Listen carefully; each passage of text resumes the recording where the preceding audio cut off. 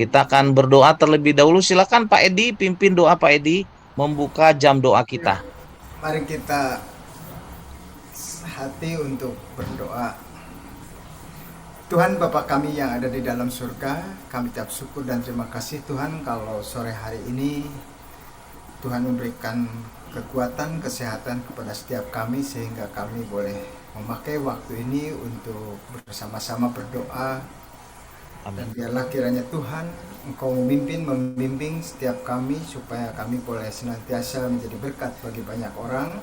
Dan kalau sore hari ini masih ada yang belum bergabung dengan bersama kami dengan sarana Zoom, biarlah kiranya Tuhan Kau pimpin mereka, baik mereka berada dimanapun, biarlah Tuhan terus mengingatkan pentingnya jam doa supaya kami boleh senantiasa mendapatkan berkat daripada Tuhan. Terima kasih Tuhan, kami serahkan jam doa kami ke dalam tangan Tuhan, biarlah Tuhan yang senantiasa memimpinnya. Terpuji nama Tuhan, dan di dalam nama Tuhan Yesus kami sudah bersyukur dan berdoa. Amin. Amin. Kami silakan Bu Syusyu. Amin. Selamat sore semuanya, Bapak Ibu yang di rumah. Halo teman-teman yang di rumah. Sengaja hari ini kami ada di gereja. Jadi live langsung dari gereja dibantu sama Mas Dodi dan Ko Erik di belakang sana ya. Ayo kita sama-sama memuji Tuhan. Saya mau mengajak mungkin menyanyikan lagu NP supaya oma opa yang udah lama nggak nyanyi lagu NP, kita dikuatkan oleh lagu-lagu himnal dan nyanyian pujian. Ada lagu yang berkata, damai yang padaku bukan dari dunia. Kalau katanya tahun depan akan semakin suram, tapi kita punya damai sejahtera dari Tuhan Yesus ya. Biarlah lagu ini menjadi doa kita juga, damai yang padaku.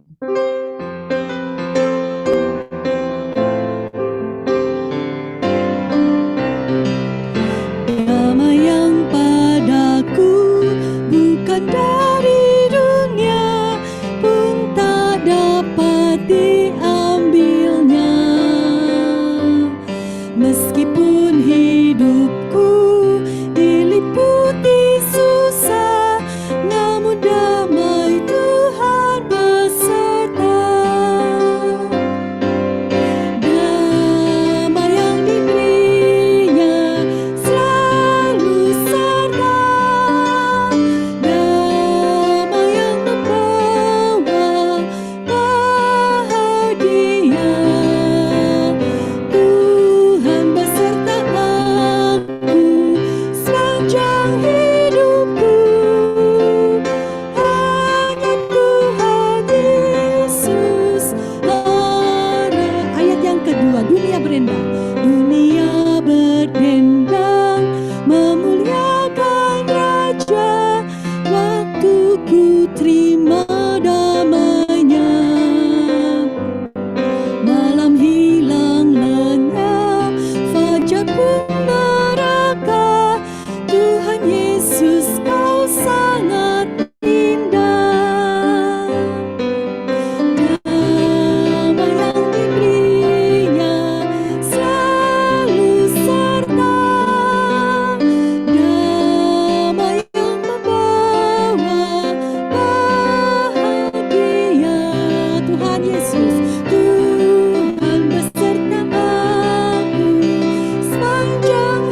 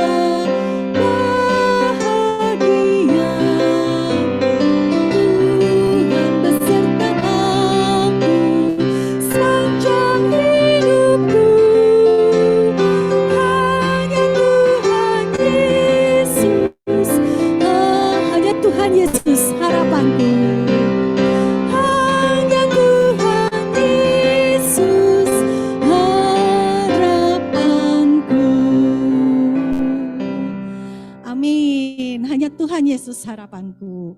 Lagu ini juga membawa saya merenungkan tentang khotbah yang baru disampaikan minggu yang lalu ya, tentang Yesus adalah sahabat kita. Dia tidak menyebut kita lagi hamba, tetapi kita disebutnya sebagai sahabatnya. Dan ini jadi mengingatkan saya ke satu lagu di NP, Sahabatku Ya Yesus. Waktu saya bahas ini sama kelompok ibu-ibu kemarin di Kota Baru, bukan kita yang menyebut dia sahabat, tetapi Yesus yang memilih kita dan menyebut kita sahabat. Ketika kami membahas apa sih yang kita harapkan dari seorang sahabat, banyak dari ibu-ibu bilang kalau dia setia, kalau dia baik, kalau dia enggak ngomongin saya. Tetapi Tuhan Yesus memilih kita bukan karena kita baik, bukan karena kita setia, tapi dia sudah memilih kita, dia mengasihi kita terlebih dahulu, bahkan sebelum kita menjadi anak-anaknya. Mari kita naikkan lagu ini bersama-sama, Sahabatku Ya Yesus.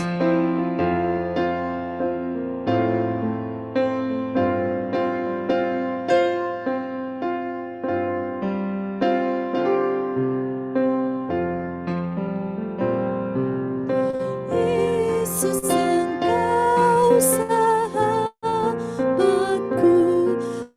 hartaku yang mulia. Engkaulah kekuatanku, tak ada bandingnya. Ku ditimpa kedukaan, Yesus memberi kesukaan. Sahabatku, sahabatku, ya Yesus, Yesus Engkau, Yesus Engkau sahabatku, waktu kesusahan,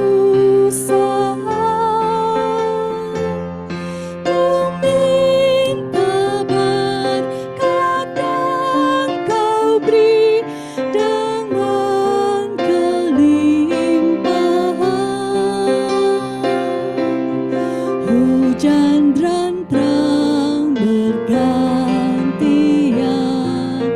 hingga menguning tuayan. Sahabatku, sahabatku, ya Yesus. Yang ketiga, Yesus Engkau sahabatku,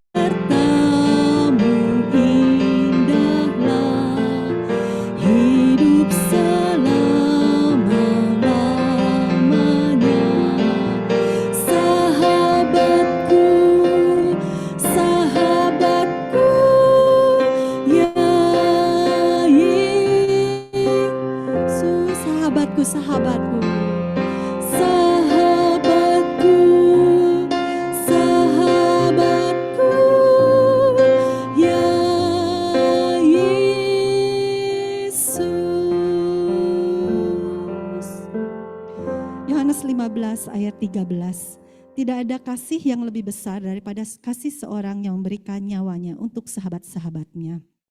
Tuhan Yesus sudah memberikan nyawanya untuk kita. Mari kita mempersiapkan hati kita. Sebagai sahabatnya yang baik, kita mau taat juga sama perintahnya. Kita mau mendengarkan firman Tuhan dan kita mau belajar setiap hari buat taat sama apa yang Tuhan sampaikan kepada kita masing-masing. Mari kita mempersiapkan hati kita.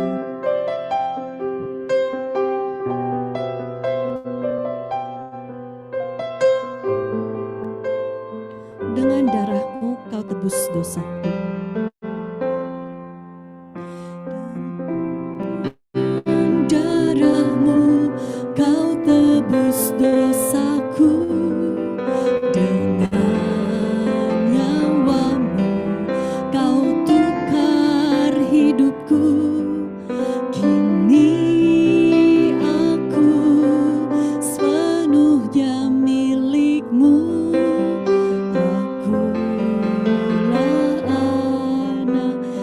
Dengan darah-Mu Kau tebus dosaku. Dengan darah-Mu Kau tebus dosaku. Dengan nyawa-Mu Kau tukar hidupku. Kini aku sepenuhnya milik-Mu.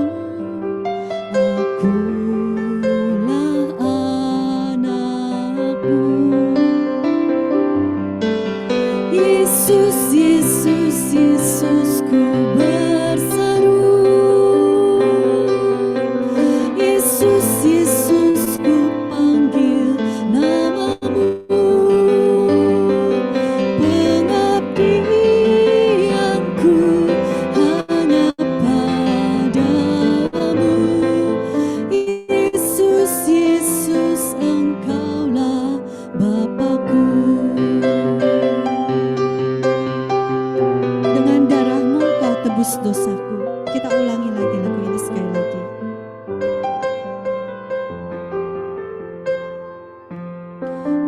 Dengan darah-Mu Kau tebus dosaku.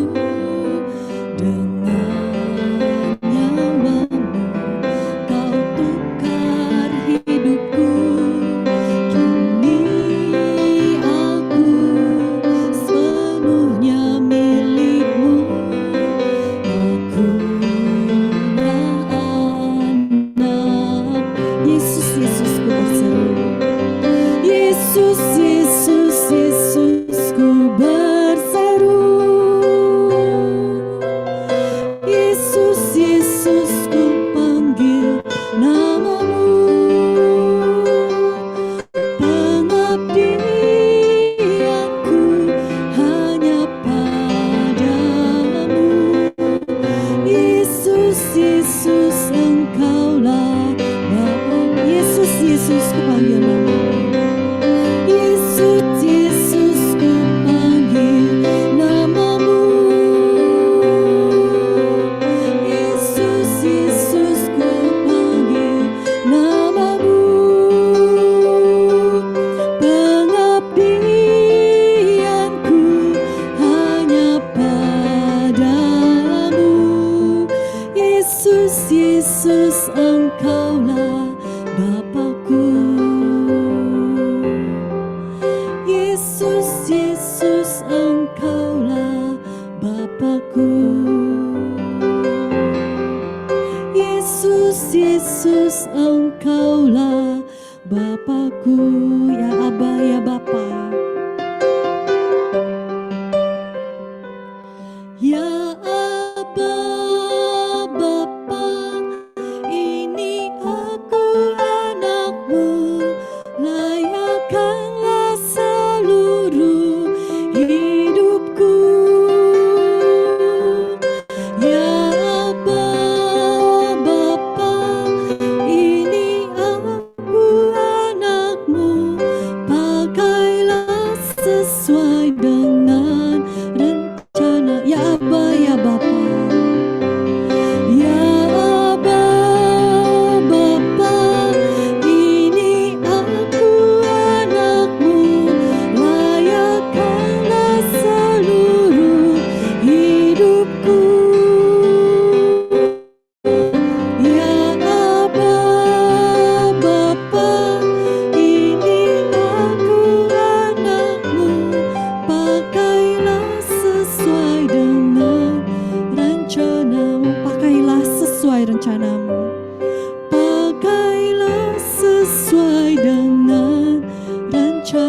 rencanamu, pakailah sesuai dengan rencanamu.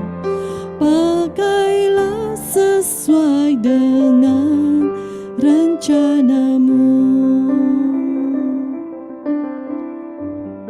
Silahkan Alex langsung pimpin doa. Oke, Bapak Ibu, Saudara sekalian, kita berdoa sebelum kita sama-sama belajar dan menemukan firman Tuhan. Tuhan Yesus, Allah Bapa kami yang bertata dalam kerajaan surga, kami mengucap syukur. Sore hari ini kami boleh datang di hadapan hadirat-Mu untuk disegarkan, dikuatkan, diingatkan, ditegur, diperbaharui di dalam firman-Mu. Terima kasih kami boleh bersama-sama berkumpul dengan saudara-saudara seiman kami, untuk kami juga boleh berdoa buat bangsa ini, buat gereja kami, buat banyak hal Tuhan, untuk amanat agung-Mu, untuk keluarga kami dan semuanya. Kami bersyukur ada kesempatan waktu yang indah datang pada Engkau. Sebentar kami akan meninggalkan sementara Tuhan untuk segala hiruk-pikuk hidup kami, pekerjaan kami, atau yang lainnya. Kami mau datang dan kami mau menikmati hadirat-Mu. Hanya dalam nama Tuhan Yesus kami berdoa dan menyerahkan waktu ini ke dalam tangan Engkau saja. Hanya dalam nama Tuhan Yesus kami berdoa, kami mengucap syukur. Amin. Oke, selamat sore Bapak Ibu sekalian.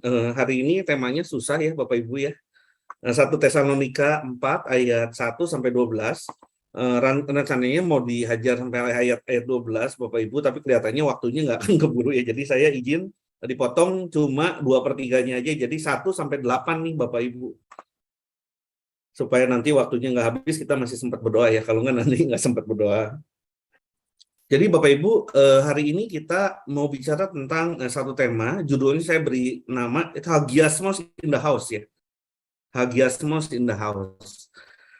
Nah, jadi kalau kita bicara tentang orang Kristen, kalau kita ditanya, apakah kamu sudah selamat begitu ya? Pasti kita jawabannya adalah sudah selamat. Apakah kalau mati, misalnya dipanggil Tuhan, hari ini, besok, atau suatu saat di masa depan, apakah kita akan masuk surga? Kita bilang, oh kita sudah masuk surga gitu ya. Karena kita bilang kita sudah selamat. Nah, ketika kita bicara tentang keselamatan kita, sebetulnya keselamatan kita itu lengkap di dalam Kristus, mulai dari tubuh, jiwa, dan roh. Ya, roh kita itu sudah diselamatkan ketika Yesus mati di atas kayu salib. Roh kita sudah diselamatkan, roh kita itu Roh Kudus bersama dengan roh kita itu di mana Kristus bertata di dalamnya. Nah, itu disebutnya sebagai doktrin justification, di mana kita dibenarkan karena Kristus sudah mati untuk kita. Kematian Kristus dan kebangkitannya menjadi pembenaran untuk kita begitu ya. Jadi dosa kita ditanggung, jadi hukumannya sudah tidak ada lagi, artinya kita sudah jadi orang benar, dibenarkan di dalam Kristus. Itu doktrin justifikasi sudah selesai. Nah, kalau kita bicara tentang jiwa kita itu ada pikiran, perasaan, akal budi, kehendak, emosi. Kenapa ya saya sudah orang Kristen tapi saya masih suka jatuh tuh marah-marah? Saya masih suka jatuh tuh misalnya di dalam pornografi, saya masih suka jatuh tuh di dalam misalnya berbohong. Karena kalau roh kita sudah diselamatkan, jiwa kita itu sebenarnya sedang dikuduskan atau dihagiasmoskan. Ya, dihagiasmoskan atau dihagiasokan. Itu namanya doktrin sanctification. Bahwa kondisi jiwa kita, pikirannya, perasaannya, kehendaknya, emosi, akal budi, ketika kita percaya, itu masih mirip-mirip sama sebelum kita percaya ya. Masih mirip-mirip, tapi kita disempurnakan hari lepas hari, sampai pada saatnya kita bertemu Kristus, kita sudah menjadi serupa dengan Kristus, baik itu di dalam pikiran, perkataan, dan perbuatan. Nah, ini yang kita sebut sebagai doktrin sanktifikasi. Bahasa kerennya di dalam bahasa Yunani adalah hagiasmos. Jadi kalau kita bicara hagiasmos, pengudusan, itu adalah bicara tentang progres sebetulnya. Karena itu bicara tentang jiwa kita, pikirannya, perasaannya, kehendaknya, akal budinya, emosinya, dan akal budinya. Dari mengenal Kristus sampai menjadi serupa Kristus. Ini adalah proses kemajuan yang luar biasa. Nah, inilah yang sebetulnya kita mau ada di dalam rumah Tuhan, di dalam bait Allah. Dan jangan lupa bait Allah itu bukan cuma kumpulan orang percaya, tapi kita sendiri masing-masing pribadi kita adalah bait Allah. Jadi kita mau kudus di hadapan Tuhan, kita mau menguduskan diri di hadapan Tuhan bahwa tubuh kita ini adalah bait Allah dan kita mau bait Allah ini kudus, gitu ya. Karena kalau kita punya rumah, nggak mungkin kan sampah dari luar, dari tetangga kita masukin ke rumah gitu. Yang ada sampah dari rumah kita bawa keluar. supaya bersih, suci, kudus, nggak ada cacatnya, nggak ada celaknya gitu. Itulah yang disebut sebagai hagiasmos atau pengudusan. Nah, hari ini kita mau belajar tentang hagiasmos in the house ya. Nah, kita akan belajar dari 1 Tesalonika 4 ayat 1 sampai 8. Saya akan bacakan 1 Tesalonika 4 ayat 1 sampai 8. Akhirnya saudara-saudara, kami minta dan nasihatkan kamu dalam Tuhan Yesus. Kamu telah mendengar dari kami bagaimana kamu harus hidup supaya berkenan kepada Allah. Hal itu memang telah kamu turuti, tapi baiklah kamu melakukannya lebih bersungguh-sungguh lagi. Kamu tahu juga petunjuk-petunjuk mana yang telah kami berikan kepadamu atas nama Tuhan Yesus. Karena inilah kehendak Allah, pengudusanmu, yaitu supaya kamu menjauhi percabulan. Supaya kamu masing-masing mengambil seorang perempuan menjadi istrimu sendiri dan hidup di dalam pengudusan dan penghormatan. Bukan di dalam keinginan hawa nafsu seperti yang dibuat oleh orang-orang yang tidak mengenal Allah.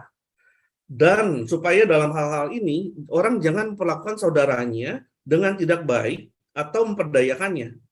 Karena Tuhan pembalas dari semuanya ini, seperti yang telah kami katakan dan tegaskan dahulu kepadamu. Allah memanggil kita bukan untuk melakukan apa yang cemar, melainkan apa yang kudus.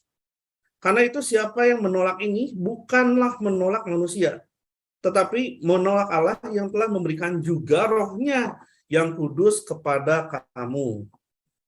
Gitu ya. Nah, ini adalah peringatan yang keras sekali dari 1 Tesalonika ayat 4 ayat 1 sampai 8 ya.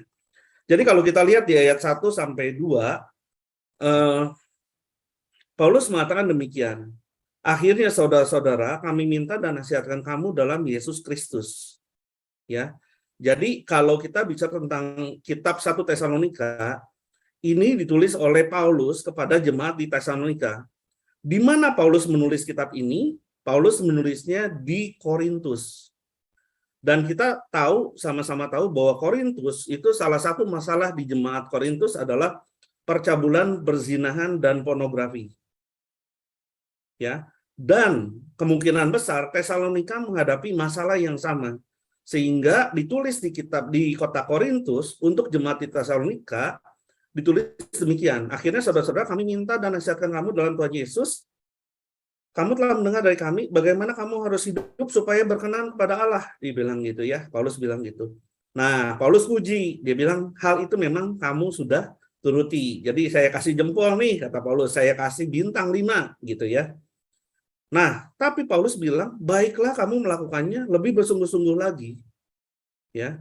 Kamu tahu juga petunjuk mana yang telah kami berikan kepadamu atas nama Yesus Kristus. Ya.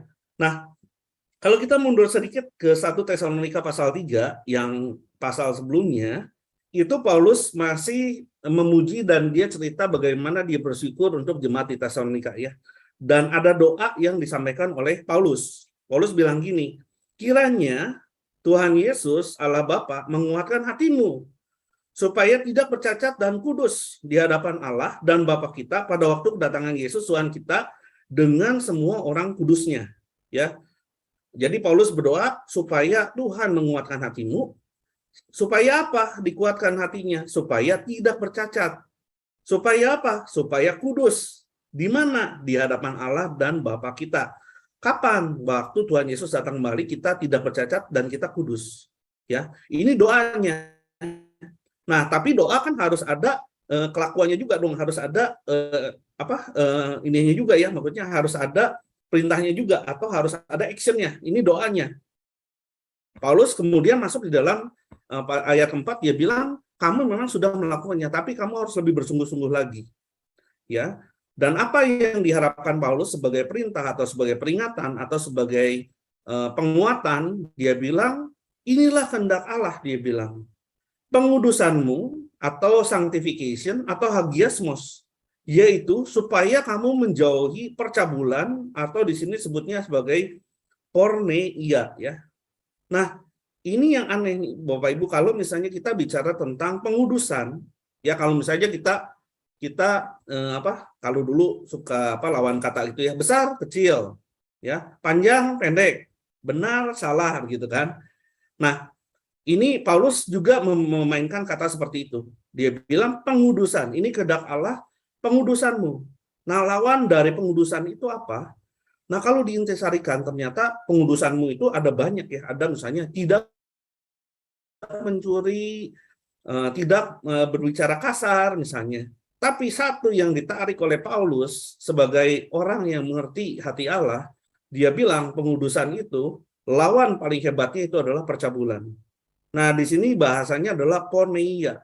Porneia ini adalah semua yang di luar. Jadi misalnya hubungan di luar nikah, hubungan menikah tapi dengan pasangan yang bukan seharusnya, homoseksualitas, melihat pornografi. Nah, hal-hal ini semua itulah yang disebut sebagai percabulan atau porneia. Dan ini kita disuruh milih sama Paulus. Dia bilang, kamu cuma punya dua jalan. Ini ada persimpangan jalan. Kamu akan memilih the way of hagiasmos, di mana kamu menguduskan dirinya, the way of progress, karena kamu akan berubah di dalam pikiran, perkataan, tingkah laku dari sejak mengenal Kristus nanti sampai ketemu Kristus, atau kamu akan masuk ke the way of porneia, spiritual immorality, karena di sini nanti semua yang immoral dan secara seksual, sensual dan segala macam itu ada di porneia semua, atau percabulan kalau bahasa Indonesianya. Pilihan cuma ada dua. Apakah kita mau pilih hagiasmos atau kita mau pilih porneia? Nah, ini adalah the battle of everyone, Bapak Ibu. The battle of everyone. Ada seorang bijaksana namanya Bill Perkins, dia mengatakan seperti ini. Jika Anda berpikir bahwa Anda tahan atau Anda tidak akan jatuh ke dalam dosa seksual, itu artinya Anda lebih beribadah daripada Daud, lebih kuat daripada Simpson, dan lebih bijaksana, lebih berhikmat daripada Salomo. Karena orang the man after God's own heart itu yang namanya Daud tetap jatuh waktu dia santai-santai di istana Batseba. Samson kuat, jatuh juga di masalah seks seksual. Salomo, ya kita tahu sama-sama ya, berapa itu 1000 tuh. Nah, jadi kalau kita berpikir, termasuk saya nih yang lagi ngomong, kalau saya berpikir bahwa saya tahan, saya akan selamat, nggak akan jatuh di dalam seksual sin, saya berarti kemungkinan lebih hebat dari Daud, lebih hebat dari Samson, dan lebih bijaksana daripada Salomo. Ngeri nggak coba ya Bapak Ibu ya? Jadi ini sesuatu yang harus kita pikirkan sungguh-sungguh. Karena cuma ada dua jalan yang Paulus bilang, yang ini atau yang itu. Gitu ya. Nah, saya mau tunjukin beberapa statistik Bapak Ibu ya. Nah, ini adalah survei Barna. Jadi Barna ini adalah salah satu organisasi religius yang hobinya cari data dan riset mengenai orang Kristen, orang percaya biasanya. Nah, riset terakhir mereka tentang porneia di tahun 2014 dan 2016 mengatakan demikian. Berapa banyak pria melihat pornografi minimal sekali sebulan? Ya. Umur 18 sampai 30 tahun itu 80%, 8 dari 10 pria akan melihat pornografi minimal sekali sebulan. Umur 31 sampai 49, 67%. Harapannya kalau udah tua lebih bijaksana dong. Enggak juga, masih 49% di sana. Wanita melihat pornografi 18 sampai 30 tahun, 76%, 16%, 31 sampai 49 tahun. 50 sampai 68, 4%. Memang ini kalau wanita yang usia indah memang lebih taat sama Tuhan nih. Kelihatannya luar biasa ya, statistiknya berkata demikian. Nah, berapa banyak pria yang melihat pornografi beberapa kali seminggu? Kalau tadi yang minimal sekali sebulan 79%, yang beberapa kali seminggu itu 63%. 31 sampai 49 tahun 38%. 50 sampai 68 tahun 25%. Nah, kalau wanita memang dia lebih baik tuh. Tapi tetap banyak juga nih wanita, 1 dari 5. Nah, terus kemudian ada survei juga berdasarkan kalau menikah sama lajang gimana nih? Nah, kalau sudah menikah, pria yang menonton pornografi minimal sekali sebulan itu ada 55%, lebih dari setengah. Yang lajang 70%. Wanita menonton pornografi minimal sekali sebulan, yang menikah itu 1/4, 25%. Yang lajang 16%. Jadi ini luar biasa ya. Jadi ini nggak ada yang selamat ya, susah nih. Maksudnya yang selamat cuma dikit. Ada nggak yang selamat? Ada nih, tapi sedikit. Ini dari sisi surveinya Barna ya. Ini di Amerika, jadi bukan di Indonesia. Kita bilang, oh aman lah kalau Indonesia kayaknya angkanya lebih kecil ya, lebih aman gitu ya. Tapi kita lihat ini 2014-2016. Yang kedua, ini ngomong tentang remaja ya. Remaja ini adalah semua orang yang berusia di bawah 17 tahun. Ada studi tahun 2018 itu bicara bahwa sekitar 27%, seperempat lebih dari remaja itu menerima message berupa WhatsApp, Line, atau SMS yang menjurus kepada seksualitas atau pornografi. Sekitar 15% itu dikirim sesama remaja.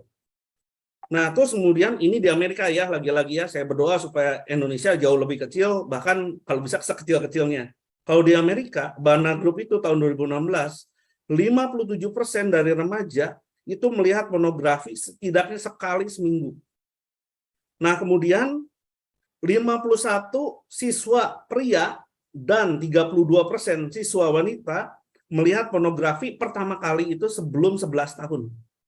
Kapan pria terpapar pornografi? Itu rata-rata umur 12 tahun. Jadi kalau kita bicara tentang iblis nggak akan bilang gini, aduh karunyanya ini masih kecil nih, anaknya masih 5 tahun, jangan dikasih lihat pornografi dulu. Kesian nih anaknya, akil balik juga belum, puber juga belum, masa dikasih lihat pornografi? Yang namanya iblis itu nggak ini ya, tanpa tedeng aling-aling, nggak pandang dulu gitu, mau umur berapa disikat aja kalau bisa sih. Nah ini yang terjadi ya. Kemudian 70% dari remaja itu banyak menyembunyikan diri daripada orang tuanya. Jadi kalau misalnya orang tua buka kamar, cepat-cepat dimatiin, atau layarnya dikecilin, atau cepat-cepat handphonenya dimatiin atau digelapin. Nah ini 70% di Amerika ya, di Amerika. Saya lagi-lagi berdoa Indonesia sesedikit mungkin. Nah ini adalah remaja dan pornografi. Nah kita lihat lagi yang berikutnya Bapak Ibu. Gimana dengan gereja?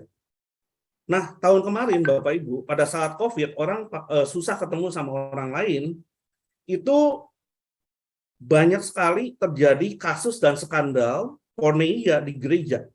Ya. Sampai dibilangin the religion had a busy year. Jadi agama Kristen mengalami tahun yang sibuk. Ya. What a year 2021 was for evangelical sex scandal. Dibilang tahun yang luar biasa untuk skandal seksual. My God, katanya. Mereka turun seperti mana dari surga. Apakah bahkan saya bisa pilih 10 dari mereka? Nah, kalau saya nggak tampilin namanya Bapak Ibu ya, tapi kalau Bapak Ibu buka linknya dan lihat nama-namanya, ini adalah orang-orang yang terkenal dan orang-orang yang menginspirasi banyak orang Kristen seluruh dunia. Baik itu wanita maupun pria. Gerejanya terkenal. Lagunya kita nyanyiin. Bayangin ya, ini ada top 10, dia bilang untuk milih top 10 ini susah banget, dia bilang. Tapi nggak apa-apa deh, katanya.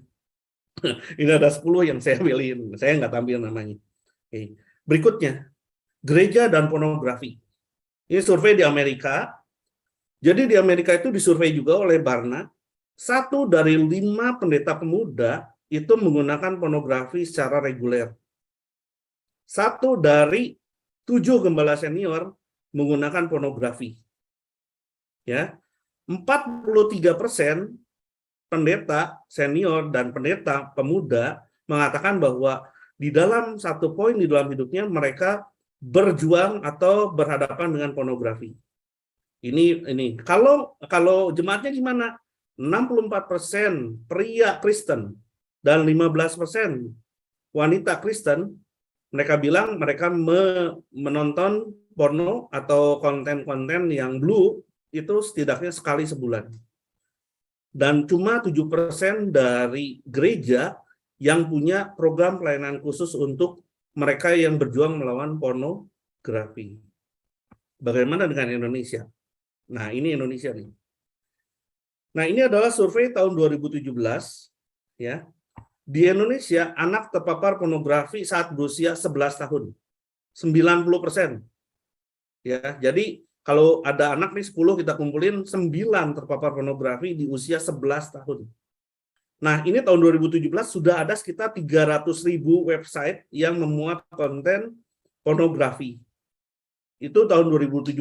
Hari ini udah 5 tahun kemudian nih, 2022. Amit-amit kita berdoa nggak tambah banyak, tapi ini adalah fakta dan statistiknya. Pornografi kan itu sesuatu yang oke. Saya kan sudah 17 tahun ke atas. Kenapa bermasalah? Saya kan sudah menikah, masa nggak boleh? Nah, ini yang nanti kita akan bahas, tapi secara duniawi deh.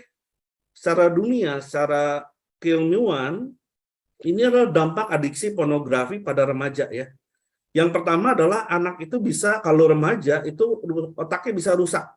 Khususnya otak di depan nih, Bang Iwan pernah cerita dan pernah tunjukin videonya tentang narkolema ya Bang Iwan ya, beberapa tahun yang lalu ya Bang. Nah, itu otak di depan ini bisa rusak. Dan otak di depan ini itu adalah bagaimana dia mengambil putusan. Kalau terlalu banyak nonton pornografi, dia jadi bego, jadi tell me gitu. Untuk mengambil putusan jadi salah terus atau nggak bisa mengambil putusan. Nah, ini yang terjadi pada pornografi. Kalau anak saja, remaja aja udah begini, apalagi makin tua ya. Wah, ini makin berumur, makin kacau gitu ya. Yang kedua, gangguan pada emosi. Perasaan kacau karena selalu tertarik mencari materi pornografi, menjadikan emosi anak labil. Yang ketiga adalah karena ketertarikan yang luar biasa terhadap pornografi, masa depan hancur. Ya, keinginan memilih pornografi daripada main game. Lebih baik lihat pornografi daripada belajar, daripada mempersiapkan masa depan. Ini adalah dampak adiksi pornografi pada remaja. Nah, ini saya bawain lagi yang dari Bang Iwan waktu itu. Narkolema ya. Narkotika lewat mata. Jadi ini lebih merusak otak daripada narkoba. Membuat bodoh otak dan suka menghayal. Tadi sama seperti remaja ya. Akan menimbulkan hasrat seksual secara tidak wajar. Nah, yang lebih parah lagi adalah ada penelitiannya, cuma saya enggak tampilkan di sini. Kalau orang yang melihat pornografi, dia itu hebat secara imajinasi, tapi di dalam sexual life-nya itu tidak mengalami kepuasan. Jadi secara imajinasi dia bisa, tapi secara kenyataan biasanya nggak sanggup. Itu gara-gara narkolema atau gara-gara porneia. Menjadi pribadi yang menyimpang, suka masturbasi, akan menyebabkan seseorang kehilangan daya konsentrasinya. Ya tadi ya, prefrontal cortex yang bagian depan ininya makin lama makin kecil, nggak bisa ambil keputusan, nggak bisa konsentrasi, kacau deh. Jadi biasanya masa depannya hancur, biasanya akan keluar dari lingkungan pergaulan. Nah ini nah ini baru ngomong tentang duniawi secara keilmuan. Kalau dalam Alkitab gimana ya? Nah, 1 Korintus, Paulus menyatakan kepada jemaat di Korintus, di mana dia menulis kitab Tesalonika dan juga menulis surat ke Korintus, dia bilang, jauhkanlah dirimu dari porneia. Ya, porneia itu hubungan di luar nikah, hubungan dengan bukan pasangan resminya, homoseksual dan segala macam. Jauhkan dirimu dari percabulan, dibilang dari porneia. Karena semua dosa yang dilakukan manusia terjadi di luar dirinya. Tapi orang yang melakukan percabulan itu berdosa terhadap dirinya sendiri. Ini nggak main-main ya. Yang kedua adalah, dan kita tahu kalau orang berdosa, upahnya adalah maut.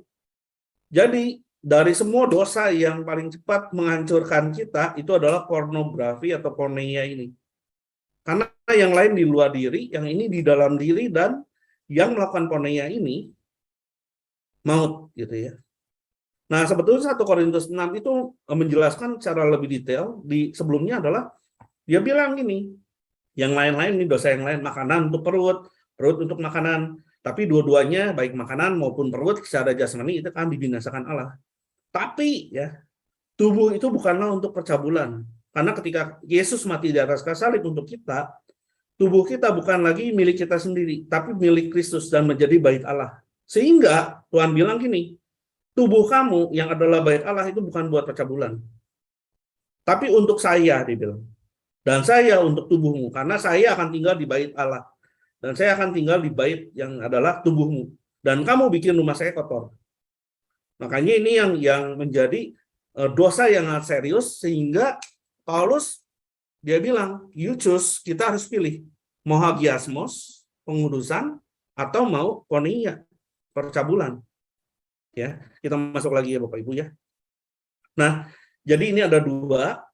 Inilah kehendak Allah pengudusanmu hagiasmos, lawannya adalah percabulan porneia. Ya, supaya kamu masing-masing mengambil seorang perempuan menjadi istrimu dan hidup di dalam pengudusan dan penghormatan, bukan di dalam keinginan hawa nafsu. Ya. Nah, kita lihat nih Bapak Ibu, hidup dalam pengudusan dan penghormatan, bukan di dalam hawa nafsu. Nah, hidup di dalam rumah, bukan di luar rumah. Hidup baik, bukan tidak baik. Jadi ini kayak lawan kata lagi nih Bapak Ibu. Kalau kita hidup di dalam pengudusan dan penghormatan, berarti kita hidup di luar hawa nafsu.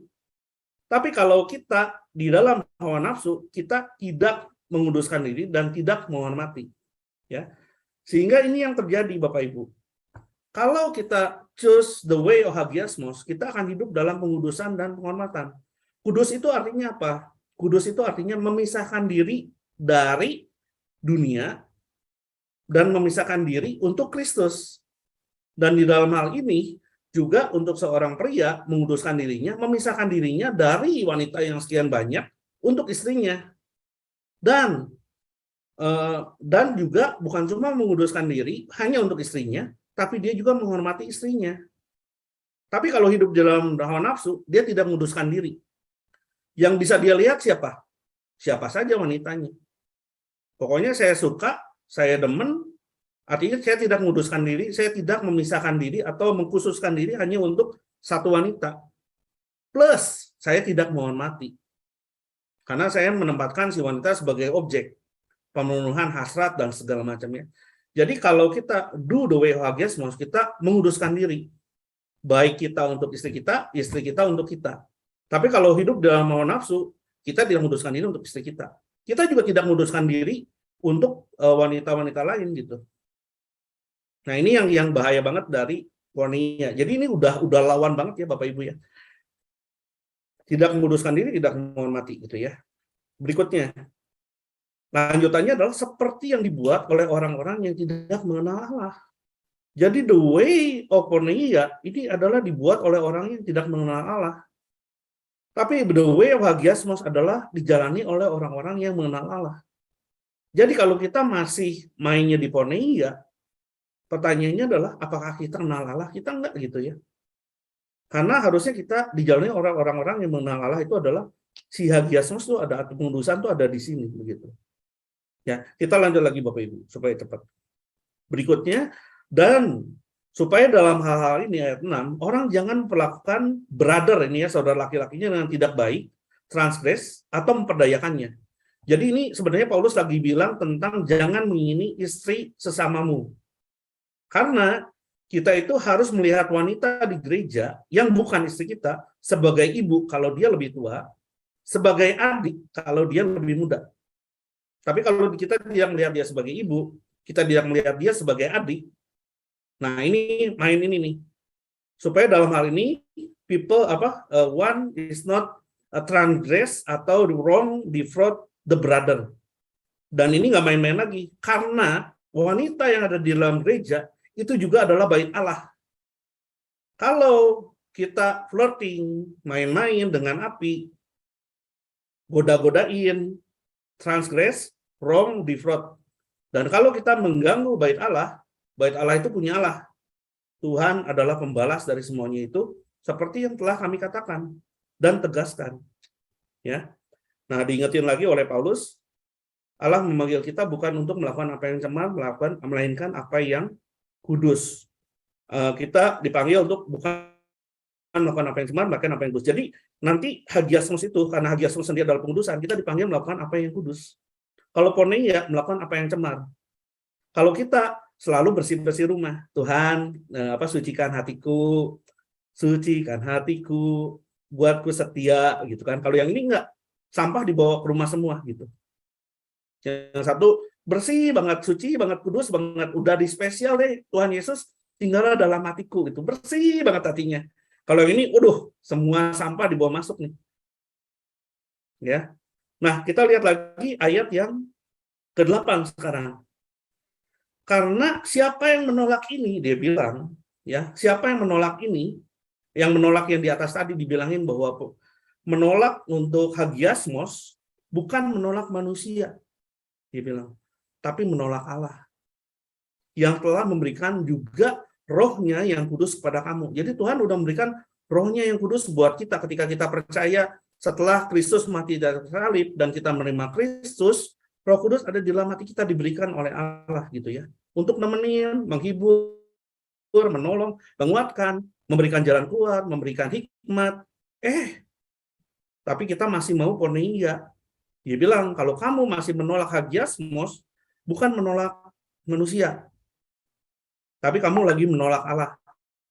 Apanya dari Allah? Pribadinya Allah, kerajaan Allah, kehendak Allah, firman Allah, perintah Allah, kasih Allah, rencana Allah, rancangan Allah gitu ya. Kita bilang Tuhan itu lagi ada sesuatu yang bagus tapi Tuhan sembunyikan. Ada sesuatu yang menarik, memikat hati tapi Tuhan nggak kasih. Saya mau itu Tuhan, saya mau yang itu. Artinya kita nggak percaya bahwa Tuhan itu mengasihi kita begitu untuk memberikan sesuatu yang baik dan sempurna. Artinya kita nggak percaya sama rancangan Tuhan bahwa seksualitas di dalam pernikahan itu yang sempurna. Kita masih mau lihat tuh gambar-gambar yang begitu gitu. Dan kalau kita melakukan itu, bukan menolak manusia lagi, tapi sudah menolak Allah, rancangannya, rencananya, firmannya, perintahnya, kasihnya. Kita bilang, Tuhan, Engkau tidak cukup mengasihi saya, sehingga yang bagus itu nggak dikasih sama saya. Nah, ketika itu sudah terjadi, ketika kita menolak Allah, artinya apa? Kita tidak lagi beriman. Kita tidak lagi beriman. Makanya, nanti the way hagiasmos itu, hasilnya adalah kita jadi faithful, beriman, penuh iman. Karena kita tahu bahwa seksualitas di dalam pernikahan itu yang terbaik daripada Tuhan. Kalau saya nggak lihat pornografi, saya nggak kehilangan apapun kok gitu. Malah saya beruntung mengalami hidup of progress, sanktifikasi, mulai dari pikiran, perkataan, perbuatan saya, dari sejak ketemu Kristus, hingga saya nanti ketemu Kristus, saya progresif. Tapi kalau yang ini faithlessness. Nah, makanya ini 2 minggu yang sebelum ini kita sama-sama belajar di kebaktian, perbuatan daging sudah nyata. Yang nomor 1 adalah porneia. Dan diingatin, barang siapa melakukan hal-hal yang demikian, ia tidak akan mendapat bagian dalam kerajaan Allah. Jadi udah pilihannya cuma hagiasmos atau porneia. Porneia, walaupun kita sudah bilang kita orang Kristen, sorry ya, nggak dapat bagian dalam kerajaan Allah. Tapi kalau kita pilih porneia, pilih hagiasmos, kita mendapatkan buah roh. 1, tapi isinya 9. Jadi bukan dapat kasih doang atau sukacita doang. 9-nya di dalam 1 buah. Nah, ini barang siapa menjadi milik Kristus, ya. Barang siapa menjadi milik Kristus, ia telah menyalibkan daging. Porneia itu tentang daging. Dengan segala hawa nafsu. The way of porneia dan keinginannya udah dimatiin. Karena kita bilang bahwa karena aku mengenal Kristus, semuanya itu kuanggap sampah, kata Paulus. Nah, sehingga nanti di sini hasilnya apa? Kalau the way of hagiasmos kita menjadi penuh buah roh, fruitfulness. Tapi kalau the way of porneia kita semakin daging banget gitu, fleshliness. Ini adalah kedagingan. Ya. Nah, apa masalahnya sih? Ya udahlah, kan cuma hagiasmos, porneia, Allah penuh kasih karunia, pasti saya dimaafin kok. Nah, ini adalah firman Tuhannya begini. Sebab jika kamu hidup menurut daging, the way of porneia, kamu akan mati. Sorry ya, kamu akan mati, dibilang. Tetapi jika oleh roh kamu mematikan porneia, kamu akan hidup. Jadi 1 adalah jalan kematian, 1 adalah jalan kehidupan. Ini jadinya serius banget di Paulus ya. Kita lihat lagi 1 Korintus ayat 6. Ya, 1 Korintus ayat 6. Atau tidakkah kamu bahwa orang-orang yang tidak adil tidak akan dapat bagian dalam kerajaan Allah? Jangan sesat, dibilang. Orang cabul, yang ini yang porno atau orang yang melakukan porneia, orang berzina, tidak akan mendapat bagian dalam kerajaan Allah. Ya, dan Paulus gak nulis kepada orang yang tidak percaya. Ya, Paulus nulisnya di Tesalonika itu untuk orang percaya. Dan Korintus pun dia nulis kepada gereja Kristus. Tidak akan dapat bagian dalam kerajaan Allah. Kita lihat lagi Wahyu, ya. Tetapi orang-orang penakut dan seterusnya, orang sundal, akan mendapat bagian mereka di surga. Oh enggak ya. Akan mendapat bagian mereka di dalam lautan yang menyala-nyala oleh api dan belerang. Inilah adalah kematian yang kedua. Sorry, lagi ya. Tetap kalau kita melakukan porneia, itu sama seperti orang yang tidak mengenal Allah. Karena kalau mengenal Allah, harusnya nggak begitu. Jadi ini adalah hagiasmos atau porneia. Jadi kita harus milih mau hagiasmos atau porneia ya tadi ya. Balik lagi. Nah, pertanyaannya adalah, aduh, ngeri banget ya Pak Alex, Alex, tadi dengar ceritanya kok tajam banget ya. Paulus kenceng ya. Oh, ini apa? Bukan makanan ringan ya hari ini ya. Nah, gimana dong? Gimana dong caranya supaya saya terlindung? Gimana supaya saya nggak kepleset masuk jalan porneia, tapi saya masuk ke dalam jalan hagiasmos? Nah, kata kuncinya, Bapak Ibu, adalah mengenal Allah. Ya, karena jalan porneia itu dilakukan, dibuat, diambil oleh orang-orang yang tidak mengenal Allah. Tapi kita yang mengenal Allah, itu kita akan pilih hagiasmos. Kalau kita dengerin, saya suka banget kemarin waktu Pastor Roni khotbah ya hari Minggu kemarin, nanti Bapak Ibu dengerin lagi rekamannya. Dia bilang Kristus ini, dia bilang mati buat kita, bangkit buat kita, menolong kita gitu. Nah, kita mengenal kasih Kristus, penyertaannya, kebaikannya. Sampai ada lagunya, dia bilang gini, bila aku pandang kesucianmu, katanya. Bila aku pandang keagunganmu, katanya. Semua menjadi tidak berarti. Itu kenapa? Karena kita mengenal Allah gitu. Ya, sehingga kita tetap harus milih mau hagiasmos atau porneia. Gimana caranya supaya kita selamat? Kita kenal Allah. Gimana caranya kenal Allah? Kita baca firman-Nya. Kita renungkan firman-Nya.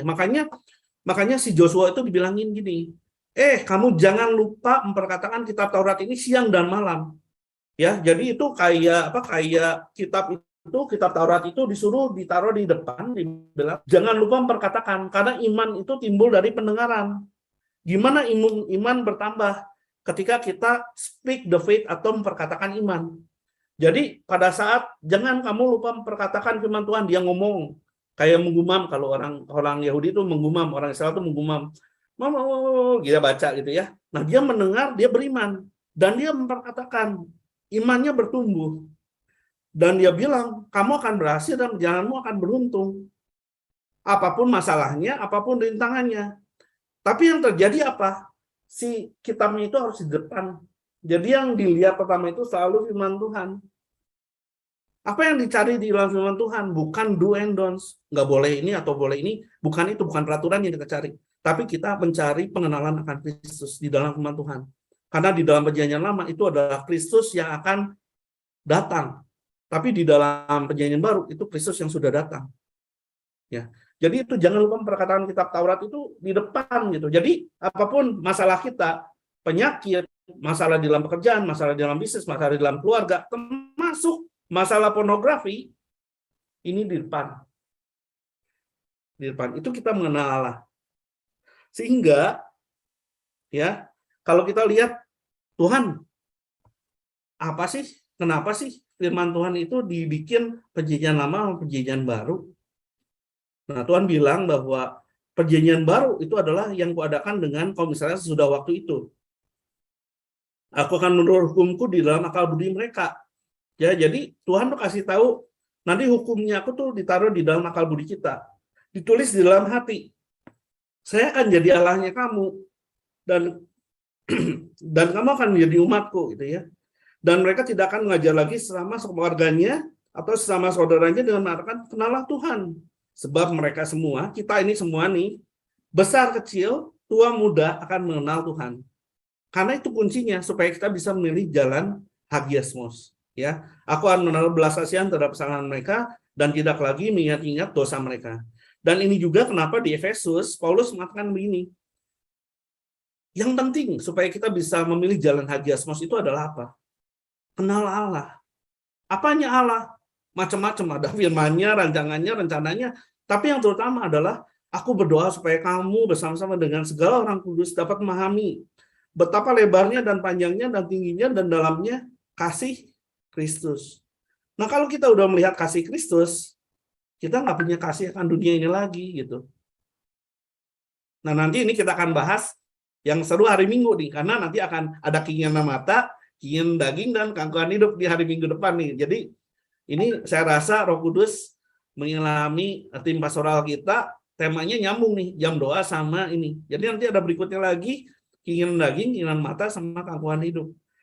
Nah, ini masih nyambung sama hari ini. Ya.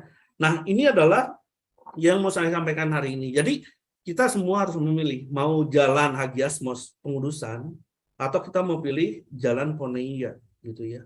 Kalau kita somehow kepleset, karena kita lihat juga di Amerika tadi banyak yang kepleset. Kalau kita nggak kepleset, puji Tuhan. Tapi kalau kita kepleset, mari kita kembali kepada Tuhan. Tuhan, saya mau balik lagi nih ke jalan hagiasmos. Saya mau kenal Engkau, kasih-Mu lebih lagi.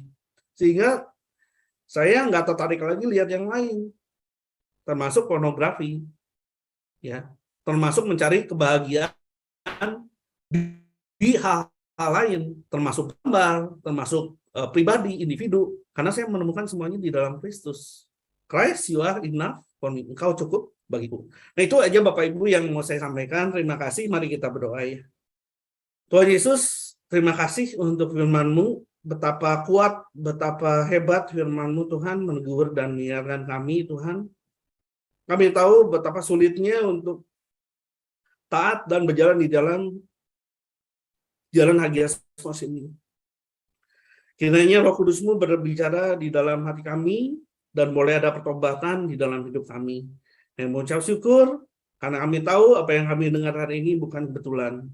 Roh Kudus-Mu berbicara pada masing-masing pribadi, baik kami anak muda, dewasa, atau kami usia indah, kami tahu Tuhan bekerja dengan luar biasa.